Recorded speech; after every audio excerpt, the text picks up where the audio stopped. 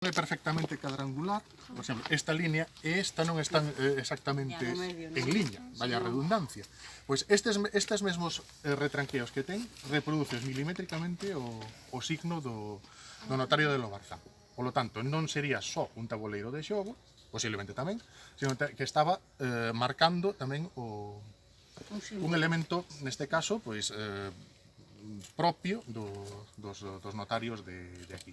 Como non se ve, pasa os dedos por onde están as... Sí, neste caso está reproducido nun documento de 1260. Hai que ter en conta que, claro, Lobarzán era Castelo Real, igual que Cabreira, que sería o que facía o peche do val polo outro lado, por riba de Cabreiroa, é onde se supón que estaba. Eran castelos reais que teñan unha serie de privilexios e de dereitos, e no momento que se funda a vila de Monterrey, 1262, estes castelos pasan a ser secundarios.